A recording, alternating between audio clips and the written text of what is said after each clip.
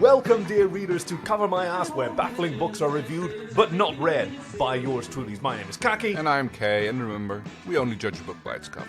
And we find ourselves once more amid the towering stacks of your library. They're towering even higher than usual because, Kay, I've been stacking stacks upon stacks. Oh, that's amazing. You are trying to, break the stack limit? Yes, that's right. I've marveled at the nearly infinitely high vaunted ceilings that your library seems to spot. 5.5 meters. Yeah, in most places. So it's been a bit of an exercise to try and get these stacks on top of each other, but my goal is to increase the potential book density of your library at least threefold. Okay, where am I going to get the extra books? One problem at a time. We can talk about, you have various options now that I've started This is not about you wanting to clear one of the rooms of the library so you can have a basketball court or something, does it? Hey, if it happens, right? I mean, if that turns out to be the most efficient way to use a... I thought you might have been trying to fashion basketballs out of a dromedary bladder. Now, have you? Oh, I wouldn't go near those. Also, do they have bladders? They don't seem to have any orifice. Well, they sort of goop around as headless limbless. Just checking, just making sure that No, I'm still quite comfortably terrified of the head dromedaries. Yeah, so that's probably sensible. Basketball courts, okay, there's a nice bonus, but it is mostly about increasing the potential of this library because, as you know, I've committed myself to my role as a junior librarian, and since, as you've said, I've done quite well in the regular librarian duties. I've been thinking about how much more can a librarian do, and what is the purpose of a librarian? To keep the library organized and clean and welcoming to people. Yes, well stocked, yes. Well stacked as well. I suppose, yes. Because you see those pictures of old libraries with the big ladders and the huge... that's cool, right? So next you'll be trying to get one of the forklifts with a little desk mounted on it so you can have it like the librarians in the Prague library where they can zoom up and down and go to those mobile desks that go up and down. Yes, exactly. I think that's actually not for the books themselves, but for the card reference system. But yeah, it's... Yes, it was the index. So what I understand from you is... grudging approval, which I'm going to take as unqualified enthusiasm and continue in my campaign. That is very much in line with your previous endeavors. Yes. Yes. Okay, this is going to be a spectacular library of a grandeur and a density that you've never imagined or probably would ever tolerate. I'll order a forklift. Thank you. You're welcome. That's awesome. Okay, so we won't need a forklift for today's tome. No. It's just another paperback, I think. Yeah. So what do we have in store for our readers this week? Week's book is by Charles Birkin, The Witch Baiter. Yes, and it's a black magic book of terror, although, well, more of a comedy of errors in my opinion, but a little bit, yes. So it's actually quite a reserved cover. I admire the and by the way, if you look down at your podcasting device, you should be seeing the cover of today's book. And if not, you can check the show notes for an image or a link, or the website covermyasscast.com or at covermyasscast on Twitter. I think I actually did it completely right and without hesitating. Fantastic. Next time, I'll see if I can get it completely right and not congratulate myself. No, okay, that's the next phase. We'll work on that. Small steps. But so the cover that you see is a it's a really interesting composition because the main figures are off down in the bottom. Yeah. So we're looking at a wall of some sort of church. It's got arched... sort of vaulted ceilings. Yes, and there's a gateway on the bottom left. And then with you've got these posts sticking out of the walls, which to me scream Assassin's Creed, where you're going to have to you're going to have to parkour. Across and do that. So do you know that it's legally required when you do parkour, you have to yell parkour whenever you jump? Oh, okay. And there's some pole arms on the wall, which I think are probably decorative. Yeah, that seems like a bad place to store them, right? I mean, where else are you going to put them? I mean, unless you have one of those umbrella stands. Exactly. Some, robed creatures standing there, holding a skull, one of them. And the other one is, offering them counsel, and the third one is, gleefully rubbing his hands. Very excited about whatever they're seeing, by the firelight, I suppose. I mean, we've got this very orangey light illuminating you like to think walls. It's torches or, braziers. Yeah, probably something like that. Do you know, I used to think that brazier and brazier was the same word. Those both use fire, by the way. Torches and braziers. Yes, but one of them is a freestanding. Yes. And the other one, so basically, what you're thinking about is sconces. What's a sconce? It's like a brazier on a wall. Oh. That's a sconce, as opposed to a torch, which can be handheld or wall mounted. Yeah, as opposed to someone from Manchester. A Mancunian? Scouse, wasn't it? Oh. No, that's Liverpool. Liverpool. But I don't think that's the case. That's the case here. No, because our story takes place in Germany. Yes, in the twin towns of Fair Verona. No, wait. Where we lay our scene. Well, the scene is like the little town of Titisee. Titisee, fair enough. And its neighbouring town of Titisee, which I looked up. Yes. It's actually a town in the UK, but I guess... Yeah, it is. Oh, how wonderful. Maybe Mr. Birkin wasn't aware of that and he was going for the cheap gag, which we would never do ourselves. No, I appreciated that the regular, witch puns, at least in my reading, didn't appear at all. Were there a lot of obvious witch puns in yours? No, there weren't like one or two vaguely ones, but nothing in it. See, you're more sensitive to those kind of things. I don't have your literary eye. But yes, so the twin towns of Titisee and their rival. No, very much rival. Yeah. Which are largely ruled by, Titisee is the more secular town. Under the charge of Mayor Merkwürdig-Brüste. Mm-hmm. And Titisee is a more what's the opposite of secular? Religious, right? Religious, yeah. Ecumenical? Ecclesiastic. More ecclesiastic, so church-led, and somewhat more corrupt town led by Pastor Breiblust, who is fond of his collections. I thought it was a clever joke by Mr. It is. Sorry. I've got to keep saying Birkin because eventually I'm going to slip up and call him Merkin, and that's just a horrible nickname to call someone. Merkin? That's a pube wig. Okay.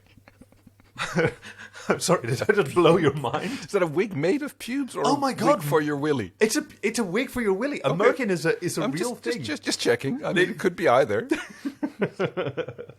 So yeah, they... Wait, Kay, had you never heard of a Merkin before? I'm sorry. I don't think I have, no. Record scratch. Yeah. I don't think I have. Wonderful. It never occurred to... You're one of today's lucky 10,000. I guess I am. I feel luckier already. So these two little towns in the Black Forest of Germany are... suffering from a little bit of slump in their tourism trade. Yes. The mayor of Titisee, Mr. Merkwürdig-Brüste, has decided that it's time to have a new tourist attraction in his town. And during the time where this story is laid, which is a little bit vague, I think it must be I like that it was so anachronistic. Early 19th century, I think it is. Or it could just be a town that hasn't, caught up had fibre optic cable laid. Have decided that they want themselves a garden witch. Yeah, now I didn't know that this was a thing. Is a garden witch a particular type of witch, a well witch? It's something akin to a garden hermit. I don't know if you ever heard of those. No. The concept of a garden hermit was something that was a bit of a fad in what we now call the United Kingdom back in the 18th and early 19th century. Right. Where it was fashionable among the landed gentry to have a little hermitage somewhere on your estate, either a little house or even preferably a cave, in which you would actually having a hermit live. Like your own private little ascete. Your own little private ascete who would just be in the hermitage. Hermitage. It's like savatage or savatage. Right, what is yes. it? And living there and either just present themselves as a diorama or actually entertain guests you might have. So they could wander over and they would be like... The hermit would be sitting there usually on a table with on a chair with a table next to him with a skull on the table because remember Memento Mori and remember death. Oh wow! And, I have a book of learned were these philosophers or were they actors? Both, a little bit of both. I mean, there was sometimes it was just the gardener who was put out there to... And other times there were people who were specifically hired for this. I mean, there was one job posting for a position of a garden hermit, and it was a 7-year position, and the person applying for it was expected not to bathe or cleanse themselves during that period. Jesus. And let their hair and nails grow as long as possible, not trim them. And just as wizened claws. Exactly, just don't no personal hygiene allowed, and that would be just your little hermit. That's terrifying. It is, but that was it was a fashionable thing to do. It's I imagine that it went out of fashion before the 7-year contract was up.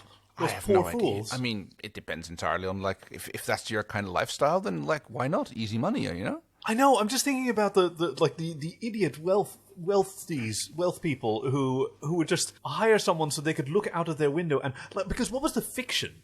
Was the fiction that he was there when we got here, or I don't know. It never didn't mention, but it started off in the 15th century with some rich noble son who just started living in a little house, which I guess was the equivalent of living in your parents' basement at that time. Yes, basically. Who actually later became advisor to one of the French kings. Yeah. So it's not like a position that didn't have any job prospects in the future, but it's I've no idea. It's one of those weird things that suddenly become fashionable among rich people. Yeah, you've had weird fashions like that, and it's strange how sometimes these positions, weird jobs, sometimes have immense influence. Like the groom of the stool was a highly envied position in the royal court. It was just responsible for wiping the king's bum after he took a dump. Yeah, and the king taking care of the night soil, I suppose. But it meant that you would have the king's ear in the most private moments, and you could a one-on-one with the king, daily if he's regular, for an hour if he has IBS. Right. So the mayor of Titisee, Herr Merkwürdigenbrüste, decides that he wants to get himself a garden witch, which seems to be the fashion at this point in time in Germany. Where it's nice and old-fashioned. It's nice and fashionable is the thing. Because Titisee has already secured, to their great envy, has their own occult or infestation. They've got a microbus full of long-haired druids, singing piece who've been hosting a concert called Waldstock in the Schwarzwald. Yeah. And so it's. That's how they're trying to boost their tourism trade and leaving poor Titisee in the dust behind them. Yes. So the Major Merkwürdigenbrüste goes and he gets in touch with the Witchbaiters Guild. Yes, the Beta Wish Foundation. Yes. I mean, they have a long-standing record of being able to get a witch to your town. It's if you want a witch, then go to the Beta Wish Foundation, and we will get you a wish, and we follow all the rules. We make sure that you get a witch by all legal modes. Yes. I mean, there are quite a few surprising amount of rules for the foundation. Oh yeah. It's no baiting on the Sabbath, no baiting on Beltane, Yale, Samhain, or Ostrad. It's all completely out. Also, yes. No, please continue. Yeah. Please continue for as long as you want. This is great. Yeah. No illegal witch baiting tactics. No, yeah, that's right. Lost children are absolutely out. You are not allowed to use any lost children in the woods to try and bait things. And of course, most importantly, that you're not allowed to have more than one witch baiter active in the area at the same time. Yeah, which is no competition among witch baiters. They're very much about making sure that you don't have two witch baiters working for opposing villages trying to do the same thing in the same area. I mean which led to illegal practices, which trying to out witch bait the other one. And trying to use each other as bait and trying to lure the witch. I mean, it must have been swell to be a witch in Germany at this time. Well, you're being courted from all sides. Yes, and I mean, there's the whole witch baiting thing. There's a whole art form, but it's also an old art form and a practice. No, what's the word? A craft. That's the word I was looking for. I mean, you've got the artisanal baiting. You've got the migratory patterns of witches, which mostly follow along ley lines. Yes, they would, wouldn't they? In the winter they do like to go to they go to Benidorm to roost or tan. I guess you can. Yes, I mean the witches are not known for their tanning, but you have the. I don't know. I mean, I've been on a cruise, and there were a lot of witches out just sunning themselves and celebrating their bodies in swimsuits. Well, I suppose it's like grease it up every 20 minutes and roll them over twice a day or something, so that they get even browning. I mean, exactly. That's how they do it in the gingerbread bungalow that the Beta Wish Foundation. That they build, hoping that a witch will arrive and roost, and it almost never works. But it's the thing that you want to start with because it immediately sparks the local imagination. Well, it's a good thing that Titisee has a master baker who is very good at that kind of thing. He's a man by the unfortunate name of Bastian Pickmounter, Yes, I thought that was a very unfortunate thing. It is. I mean, you get a lot of those weird things. And it doesn't seem like a baker's name, like Herr Krusty or whatever. It would not actually be a particularly good baker's name anyway. But there was. At least he's a renowned master baker, and he's very much sought out by the the witch baiter that they managed to get, a man by the name of Albert Onestone. I got that. Who is sent by the guild, by the foundation really, to come to the town of Titisee and help them with their witch acquiring. Yeah. So he starts them off with building a gingerbread bungalow with the help of the master baker, of course, because that's a cool opening move, because then the town knows that you're serious and that they've got a serious professional. And if you luck out, you might get a nice which might just randomly appear. It's like birds in spring, I suppose. It's like you build them a little house in your garden, and eventually. Squirrels will move in. A witch moves in. But you don't want to wait too long with that kind of thing. Even if you do manage to bait a witch, and then the witch comes in and goes like, okay, where's my house? And I go like, oh, we still need to build that. Then it's just like, caca, bitches! And then she flies off again on her broomstick. And she's gone. So that's, definitely not a... So Albert Onestone's next move is, he goes to the town now. This wasn't necessarily going to work, but as you've explained to our readers at home, when we get a witch, this will be necessary in order to keep her there. So we're going to move on to the next summoning strategy, the building of standing stones, and Albert Onestone gets the town of Titisee to work together to build Steinhenge. A summoning circle of... Now, this is quite a lot of work. It's a lot of big stones, and you have to move them twice a year to keep them summer and winter time parallel, which is like quite a bit of an earth-moving... Yes, that's standing stone saving time. Right. It's like, oh man, you have to move those things. They weigh tons, and you have to move them just right. It's like, and then there's always someone who goes like, oh no, you're 3 minutes fast, and it's fuck it. It's good enough. It's like...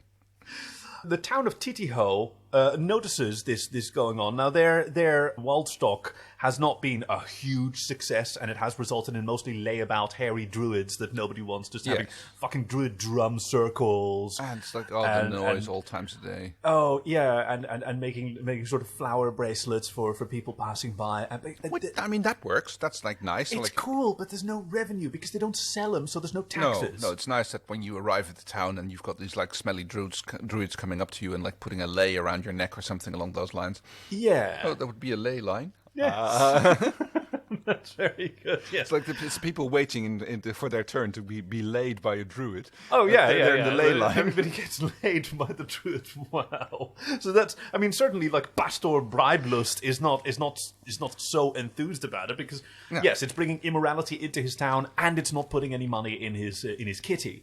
So he decides that it's not enough to be better than Titisee, they have to be worse. And he sends off two of his agents by the name of Greg and Tabitha, who, in their guise as occult saboteurs, take the incredibly fierce nicknames of Sinister Tabitha and Dark Greg. Oh. They're just children. It's not very imaginative. And this is skirting very close to the rules of the Foundation against the no lost children rules. Right. It's like, they're posing as children, so that's kind of like... it's a little bit... I thought there was a very cool, multi-level strategy by Pastor Bradlust, because it's trying to get the Beta Witch Foundation to disqualify Master Albert Onestone. And lo and behold, it seems soon enough that the efforts of Mr. Onestone are paying off, because who else than what seems to be a genuine witch shows up. Yes. A young lady by the name of Crystal Metheny, who is yes, very much about her crystals. I mean, she's completely bedecked with them, and she's got a whole cart trailing behind her. Oh, which yes. is loaded with smoky quartz and all sorts of different... Especially lots of little ones that she likes to sort of use some paste and just essentially bejazzle everything. Yes. There's the bigger ones which are used for decoration and stuff like that. And she is more than happy to move into the gingerbread bungalow. Yeah, that's fantastic. She's like, oh, this is nice. And she sets up and she starts doing her little thing, and she's doing her little chanty thing, and there's a lot of similarities with the druids, which are over in Titisee. one would almost think that she's like one of the flower children there. She does sort of appear that way, doesn't she? But she does, like, I mean, she calls herself a modern witch. Yes, I like that. And so she sets about making some civic improvements to the town, bejazzling. Or how do you say that? Is it bejazzling, right? It's yeah, like the little crystals. Sticking little crystals onto everything, and like bejazzling all the points of intersection of energy streams, and like people wake up to find their houses, or the left side is decked with some crystals, and then crystal methany just sort of twirls away. They go, oh, look at that! Yes. And it's the mayor Melkmutig couldn't have wished for a more like visual performance from their witch, from their garden witch. Yes. So he's incredibly impressed with Albert Onestone. But yes, Sinister Tabitha and Dark Greg, they have to up their game, their antics. So realizing, okay, so kids can be very clever. Yes. And these are particularly clever. I do want to say they're probably not like young children so much as adults with maybe gland problems. Yeah, they're faking it. Like they're trying to skirt the guild rules. Yeah, exactly. I mean, you know what they say? It's like you never underestimate the ingenuity of fools, and I guess like this. Whoa, yeah. Well, you know, it's corollary to the if you make something foolproof, someone will come up with a better fool. Yes. So that's the better. Yes. And so they take to like if you can't beat them, join them. And they start bejazzling as well, hoping to. I mean, if Crystal Metheny seems to think it works, then if you do it wrong, it must be terrible. Mm. And through their rampant bejazzling of other homes and buildings, and destroying the patterns of energy that Crystal Metheny was creating in order to instill peace and inspire tourism and trade.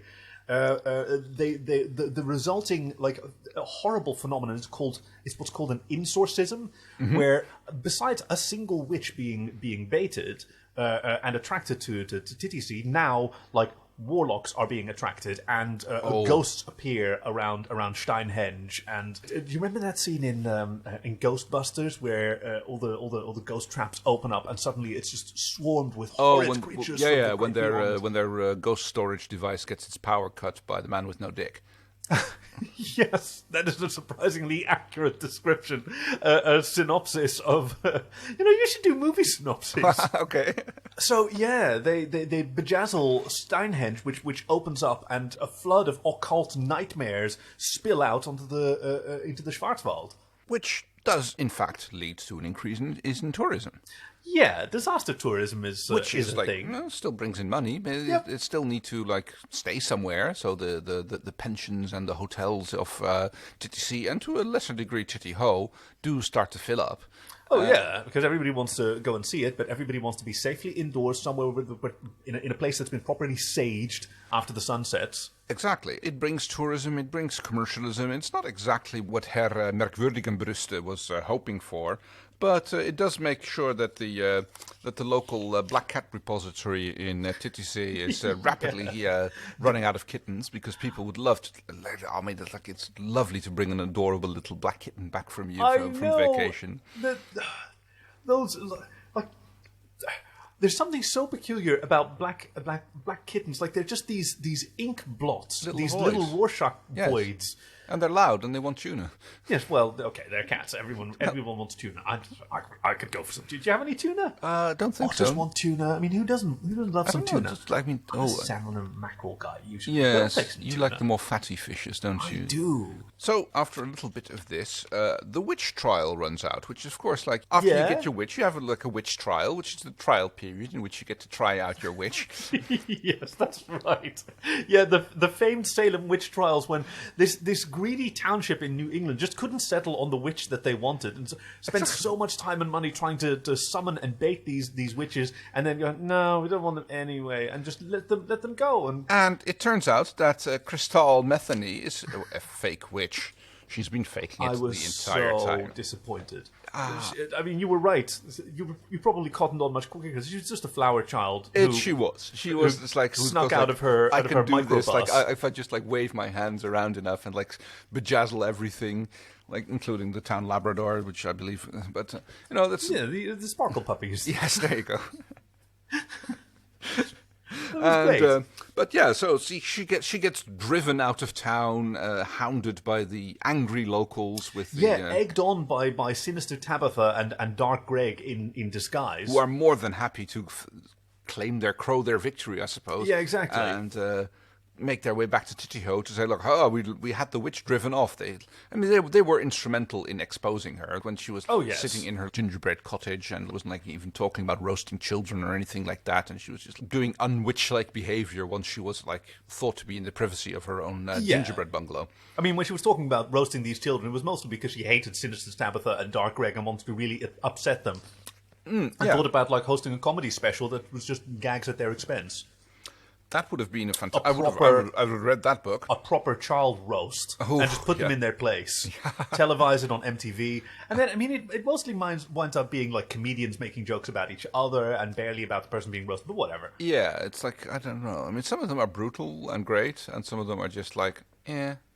Just like it's just people being mean to each other. Cool. Yeah. I can just stay at home and listen to my neighbours with a glass against the wall sometimes. Ouch, yeah. No, that's not true. I have good neighbours. Or I would have neighbours if I wasn't stuck in a library. Do you have neighbours?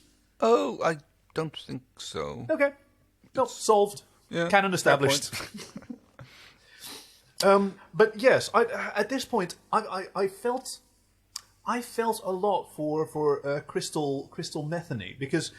Yeah, okay, so she lied to the townspeople, but she also gave them exactly what they wanted. And, like, what is a witch? Is a witch supposed to have, like, superpowers? That's not why people want garden witches. Well, no, they want them for the image. And, yeah, exactly. And I guess she is, like, the epitome of the proper garden witch. She was, like hired to do the job. But, like her merkwürdige Brüste is very much about, authenticity. Yeah. And he has the famous broom factory of Titisee, which is run by the famous broom maker Helmut Cabbage. Helmut Cabbage. It's a very detailed book, this, wasn't it? It is. It's like lots of... so much going on. I really enjoyed that. So I was very sad that Crystal Metheny was run out of town. Run out of town, and I felt very bad for her. And I was worried that the story would go in a direction where the guild was just kind of fine with it and glad to be paid for another job and get another witch. But that's what the witch trials are for. Yeah. To make sure that the witch is satisfactory and that the guild has done its job.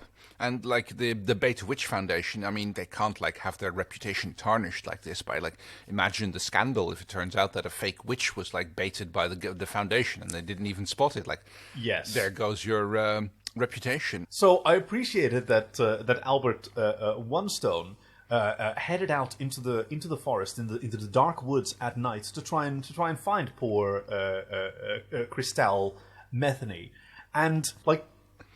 A witch is not born a witch. It is a woman with particular skills and a particular commitment and a desire to contribute to the world in a way that is perhaps unconventional to some. Yes. And like Metheny has fulfilled all those requirements. She is completely ready to become a witch if she so wishes. And by the powers vested in him by the Witch Baiters Guild, he is able to confer upon her actual witchdom. Yeah. Yes. So he pulls from his robe David Hasselhoff's skull, which is how witches are inculcated. Yeah, I thought this was a bit grim. Yeah, I mean, I guess that's the skull on the front of the cover. Right? Yeah. And so, okay, get some robes on. We'll get... he passes Sinister Tabitha and Dark Greg a few extra rubles or marks or whatever it was that they were paying with in the Schwarzwald. Marks, I suppose. Yeah, traditionally. But yes, he makes her walk the witch trail. Yes. And speak the incantation with her hand on David Hasselhoff's skull. And now, as a full witch, she ascends to the sky over both Titisee and Titisee. To the astonishment of everyone, they see this light streaking up into the sky, recognizing that it's trailing, bejazzling across the night sky. And that's how the Milky Way was discovered. Was made, because when a witch upon a star descends upon your town, and so finally, she returns to the gingerbread bungalow, to which she is now entitled. She is a full witch. Yep. The town of Titisee has its witch came true. I love that one. That was such a great way to end the story. It's like a story of treachery, but also redemption and complete fulfillment is, I think, the word that I'm looking for. I really appreciate those stories, like recognizing the essential humanity of everyone involved and everyone making mistakes and owning them and helping each other. And like even Pastor Breitlust has to grudgingly admit that, the witch is not exactly against his thing. It might be a different thing. Yeah, and the arc of her galactic bejazzling covers Titisee as well. It can be seen from there as well, and people come to Titisee for the exactly, the and they know that only so many room and boards available in Titisee, so Titisee is going to get enough of the spillover. And he gets the people in his church on Sunday and talks to them about. Have you thought about renting out your property? Because I have a brilliant new idea for the famous invention of the timeshare. Yeah, famous invention for the. Pardon me, I'm going to do this. He has invented the hair B&B. Oh God. Which is very popular among the Druids. Yes. Yeah. So. I'm very keen to. Maybe we'll learn more about that in a sequel about the Herr B&B and the Frau B&B. Oh yes. So how are we going to rate this book? Ooh. Because I genuinely think this is one of the best books that we've done. We have read. Yeah, this is like a fantastic book. Read. I really yes. No, that's right. I really loved it. It's really high up there. It was so rich. There were such interesting characters. We can go German. We can go witch. Which kind of scale are we going to apply to? We've got standing stones. I mean, how many stones in Steinhenge? Oh, many. So let's go with cats, black cats. Nine lives. I'll give this one a 9 out of 9. This is like a 9 out of 9. 9 out of 9. Yes. Yeah. Very good. So what do we have in store for readers next week? Ooh. Next week's book is by Lillian Jackson Brown. The Cat Who Sniffed Glue. Jesus. That about covers it. Thank you for joining us at Cover My Ass, where baffling books are reviewed but not read by yours truly. My name is Kaki. And I'm Kay, and remember, we only judge a book by its cover. This was such a good book. It was fantastic. I want to be a masturbator as well. And a master baker. I mean, you're already a very good baker. I wouldn't call myself a master baker, but I can pinch off a decent loaf. No, wait. No, God, that's awful. No, I'm never coming to your kitchen again now.